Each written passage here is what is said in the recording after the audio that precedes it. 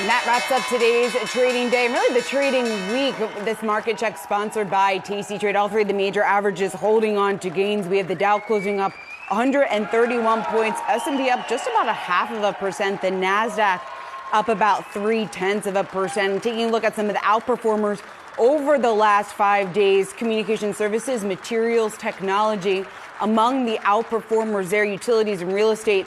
The laggards of this past week, financials, that certainly has been the big story. Started the week talking about Credit Suisse and UBS, ending the week a little bit worry out there about Deutsche Bank and exactly what the future looks like for that German bank. Shares closing off just about 3% today. And Jared mentioned the regionals. We saw some relief there. Well, one of the outperformers of this week, Manchester United, is spiking again. Shares closing up nearly 10% over the last 5 days. Josh Schafer is here with a breakdown on what has certainly been a wild ride here for Manchester United, Josh. It has, Shauna. So here's a look at Manchester United over the last 5 days. You can see it up about 8%. But I want to take a longer-term look here. And when you go 6 months, you can see when the speculation of the sale of Manchester United started. Of course, that was November 22nd. The Glazer family said they were, quote, exploring strategic alternatives. Stock nearly doubled over 3 days here, and really you saw volume spike too, which was pretty interesting, guys. You had this stock normally trading about 500,000 times per day. That went up to 5 million, 16 million, 35 million over that 3-day period. Then you see a couple other interesting points here over time.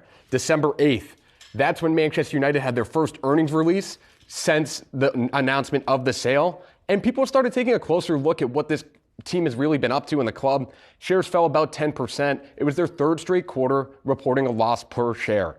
But then in February is when we've hit spikes again here. So February 8th, the Daily Mail reports there's Qatari interest. The stock surges up over 10% intraday that day. About a week later, February 16th, you see another big turn. This was when the Telegraph reported that Saudi Arabia may be interested in getting involved in Man U. And then, as recently as March 10th, we saw Elliott Management was reported to be over in England talking to Manchester United, potentially being willing to participate in funding, not necessarily buying the team, but maybe helping financing. Manchester United took another big jump there. But then when you look at this week, there's been an interesting development coming out yesterday that maybe the Glazers don't actually want to sell, Dave, and maybe they'd just be interested in getting a little bit of financing, a little bit of capital, but holding on to the team. And so now you've seen a little bit of a sell-off there. So interesting to see who's involved, how much it would sell for. The market cap of Manchester United, I should mention, about $4.2 billion right now. So you can bet investors have been basically speculating, well, if it sells for $6 billion, like some say, maybe they can make a little bit money on that trade. Yeah, 6, maybe even 7 billion. Josh Schafer, excellent work there. The bidding war for Manchester United is heating up as potential frontrunners begin to emerge. British billionaire Sir Jim Ratcliffe, who said this week he submitted a second bid for the club, one of fewer than 5 reported bids, said to also include a Qatari and potentially a Finnish group as well. While, as Josh Schafer mentioned, Elliott Management has reportedly made an offer to buy a minority stake in the club. Joining us now for more on Man U is Steve Olenek, Mint's Chair of Sports and Entertainment. Good to see you, sir. Great to be here. Been a while. So is this going to be a new record purchase price for a pro franchise, or is it going to be something else? And who gets this team?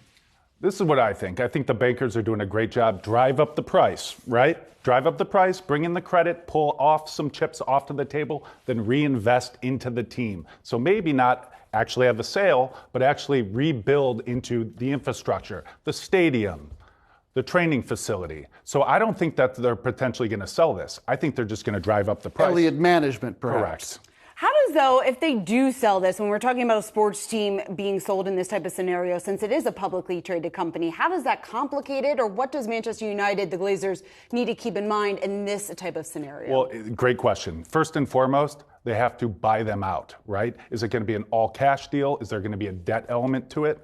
What does the actual deal dynamics look like? In terms of the UK, you need to have all that money up front, right? So you can't just say, oh, we're going to think about getting this financed. You actually have to have the money there.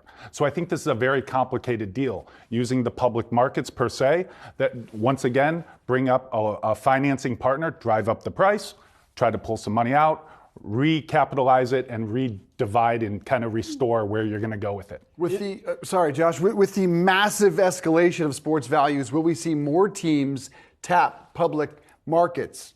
Yeah, I mean, look at it. I mean, you see the Atlanta Braves. Look at that. Look at Juventus. I think that's going to be the ongoing theme in terms of doing this. I think what you're going to start to see is sports as an alternative asset class. So I think a lot of people are going to want to see and actually participate in these types of deals. However, as we all know, there's very few ready, available, willing buyers that can actually write that check, especially from a cash perspective. Why is it advantageous for the franchises to be public in this case, or is it not advantageous when it comes to a sale? Yeah, I mean, there's not really so much whether it's advantageous or not. I think it's to raise the financing profile. So to see like what or how they're going to actually sell off some of the actual like shares to raise the price, right? In terms of getting some liquidity back. So I don't necessarily know if it's a public deal per se, whether that's going to drive it. It's just whether they can actually raise the money or not.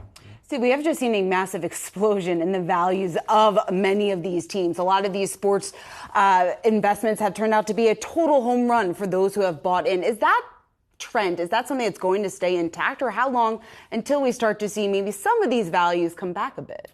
Well, I mean, as long as the media deal and the media rights deals keep going up further and further and further, I think what we're going to see is these asset values keep going up, right? Until there's some type of stabilization. I think the ready, available, willing buyer, there's going to be always a lot of people that want to have these as a sexy asset and a vanity asset to hold. If you can afford it. Yeah. Well, I'm curious what you've heard demand-wise then, as this has sort of picked up. I feel like we've been talking about a lot more in the last few years. Maybe Arctos has become a very public-facing part of that, and some of the stories that have come out of the funding they're doing. Has it become a lot more popular just as far as calls you're getting and hearing from clients? Yeah, I mean, I actually have multiple deals going right now. So, I mean, I'm seeing the demand uptick quite frequently in terms of like people wanting to get in, and then also seeing people to try to like kick the tires a little bit in terms of what they can and cannot get. Typically, a franchise is held for 30 or so years. Right. So why would this be attractive to private equity when there's no real exit? Well, there could be an exit, but you could also look at it as a potential trade. Buy it now, have the growth go up with the media, and then try to sell it off. So it all kind of depends in terms of what your risk profile is, how long you're willing to hold, and what exactly percentage you own as well. God, I wonder if we'll see a $10 billion team sold in the next 5 to 10 years. Seems unbelievable. So much Yeah, money. I mean, Do you think it's a bubble? Some people call it a bubble, right? be a Maybe it just sign is getting point, too hey. big, and is $10 billion just too much for someone to pay, right, for a team? As long as there's someone out there to write that check, there's a deal to be had. as long as Jeff Bezos wants Right. a team, that remains a possibility. Yeah. Steve Olenek, good to see you, sir. Thanks so much.